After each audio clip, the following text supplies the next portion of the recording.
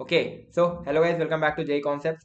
आज हम लोग देखने वाले हैं कुछ ऐसे चैप्टर्स जो जेई मेंस 2023 के अंदर बहुत ज़्यादा इंपॉर्टेंट है एंड क्या प्रायोरिटी है। ठीक है, क्या प्रायोरिटी होनी चाहिए आपके चैप्टर्स करने की, कौन से चैप्टर पहले करने हैं, कौन से बाद में करने हैं, किससे कितने सवाल आने वाले हैं, सारा का सारा डिस्कशन यहाँ होने वाला है। बहुत ज़्यादा इंपॉर्टेंट वीडियो है अगर आप जेई 2023 के एग्जाम देने वाले हो। क्यों इंपॉर्टेंट है इसका रीजन बताता हूँ, क्योंकि यार देखो, इस समय तुम चैप्टर्स करते जा रहे होगे, क्वेश्चन प्रैक्टिस करते जा रहे होगे, कुछ चैप्टर तुमसे नहीं हो रहे होंगे, तो अगर तुम्हें मालूम पड़ जाए कि उसका वेटेज भी कम है, तुम उसको छोड़ भी सकते हो। तो जस्ट ये बोलूंगा कि एंड तक देखना, और इस चैनल को सब्सक्राइब कर लो, क्योंकि यहाँ पर मेरे और वीडियोस आते रहते हैं। ये मेरी शक्ल, और स्टार्ट कर लेते हैं वीडियो को। ठीक है, तो सबसे पहले बात करते हैं केमिस्ट्री की। ठीक है, तो केमिस्ट्री में जेई मेंस 2022 के हिसाब से हमने एनालिसिस कर रखा है, क्योंकि जेई 23 तो अभी कंडक्ट ही नहीं हुआ है। तो हमने यहाँ चैप्टर्स को तीन प्रायोरिटी बकेट्स में डिवाइड कर रखा है, तो बकेट 1, बकेट 2 एंड बकेट 3। तो बकेट 1 में कौन से चैप्टर है बेटा? बकेट 1 में वो चैप्टर हैं जो आपके एक तो बेसिक है। ठीक है, एक तो बेसिक है, प्लस आपको कम से कम दो क्वेश्चंस देने वाले हैं। कम से कम दो क्वेश्चंस जेई मेंस के अंदर देने वाले हैं, यानी अगर आप ये पांच चैप्टर ही करके चले जाते हो ना, तो 5 इंटू 2 इंटू 4, यानी आप कम से कम 40 नंबर यहाँ पर बना के आओगे केवल इन पांच चैप्टर्स के अंदर। ठीक है, तो यही जादू है इस वीडियो में, एंड तक देखोगे तो बहुत मजा आएगा। तो जनरल ऑर्गेनिक केमिस्ट्री दो क्वेश्चंस पक्के आने, कोऑर्डिनेशन दो क्वेश्चंस पक्के आने, अमाइंस और हाइड्रोकार्बन इससे मिला के तीन क्वेश्चंस तो पक्के आने ही आने हैं, और केमिकल बॉन्डिंग। लेकिन एक चीज है यार, अमाइंस और हाइड्रोकार्बन से इंडिपेंडेंट क्वेश्चन नहीं आता है, मतलब जनरली नहीं आएगा, और किसी के साथ मिक्स होकर आएगा, तो बाकी ऑर्गेनिक का भी आपको थोड़ा बहुत आइडिया होना चाहिए। अब बकेट 2 में कौन सा चैप्टर है? बकेट 2 में वो चैप्टर है जो कम से कम आपको एक क्वेश्चन तो देने ही वाले हैं, चाहे कुछ हो जाए, यानी +4 तो यहाँ से आने ही आने वाला है। तो बायोमोलिक्यूल सोल्यूशन, डीएफ ब्लॉक, देखो यार ये सारे चैप्टर जो हो गए, बायोमोलिक्यूल हो गया, डीएफ ब्लॉक हो गया, आप देखोगे जनरली इसमें ना वाले चैप्टर्स हैं जो आपके एनसीईआरटी से पढ़े जाने हैं, जैसे हाइड्रोजन हो गया, पी ब्लॉक हो गया, एस ब्लॉक हो गया, सरफेस केमिस्ट्री हो गया, ये डायरेक्टली एनसीईआरटी की रीडिंग लगानी है इसमें। ठीक है, एंड इसके अलावा जैसे ये जनरल प्रिंसिपल्स हो गए, ये भी एनसीईआरटी की रीडिंग है। बाकी जो फिजिकल के चैप्टर है उसके लिए आपको प्रॉपरली लेक्चर देख के क्वेश्चन वगैरह करने पड़ेंगे।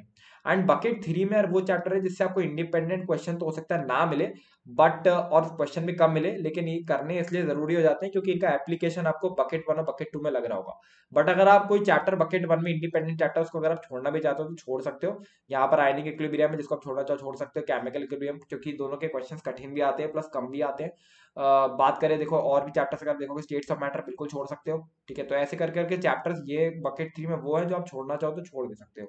तो इसका आप स्क्रीनशॉट ले लीजिए, आई होप ले लिया होगा। चलो बात कर लेते हैं फिजिक्स की। ठीक है, तो फिजिक्स के लिए भी मैंने देखो प्रायोरिटीज बना रखी हैं, और यहाँ पर प्रीवियस ईयर क्वेश्चन के नंबर भी लगा रखे हैं मैंने।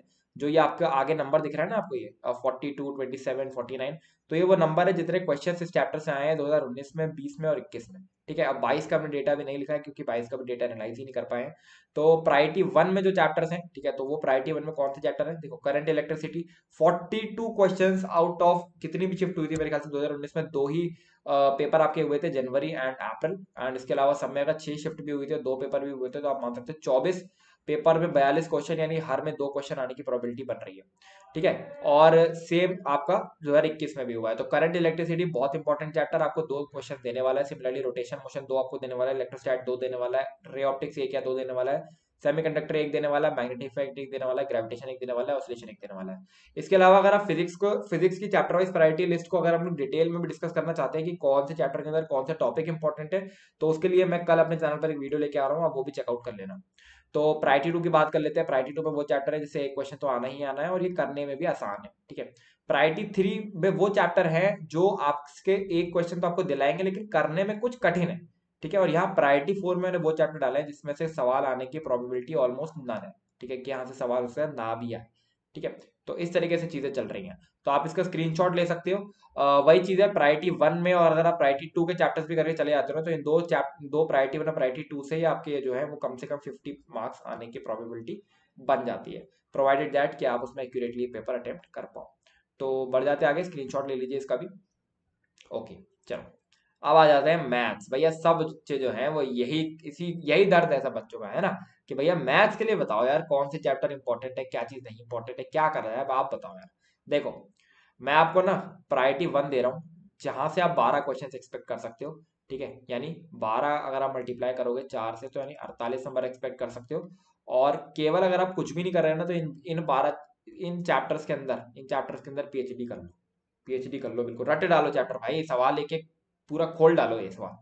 सीक्वेंस सीरीज, ठीक है, bat determinant, application of derivatives, देखो सीक्वेंस सीरीज, इन तीनों चैप्टर से मिला के आप मान सकते हो 5 से 6 क्वेश्चन आपको मिल सकते हैं।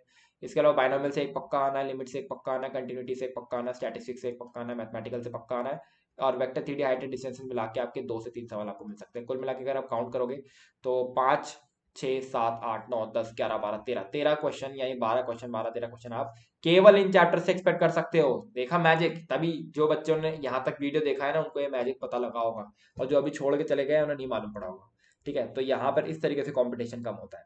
प्रायोरिटी 2 में आप 8 क्वेश्चन एक्सपेक्ट कर सकते हो, ये चैप्टर करने में भी आसान है लेकिन इससे सवाल कम आते हैं। प्रायोरिटी 3 जो करने में थोड़े से टफ भी हैं एंड सवाल भी कम आते हैं। ठीक है, तो अगर आप मैथ में कुछ भी नहीं करके जा रहे हो तो प्रायोरिटी 1 करके चले जाना। आई होप वीडियो अच्छा लगा होगा, एंड सब्सक्राइब कर लो यार इस चैनल को ऐसी और वीडियोस के लिए। साथ में सजेशन में कमेंट में मेरे को बता सकते हो कि आगे किस तरीके के वीडियोस आप चाहते हो। खत्म कर लेते हैं, एंड पीडीएफ मिल जाएगी तुमको, ठीक है, टेलीग्राम ग्रुप, टेलीग्राम चैनल पे, उसका भी लिंक डिस्क्रिप्शन में है।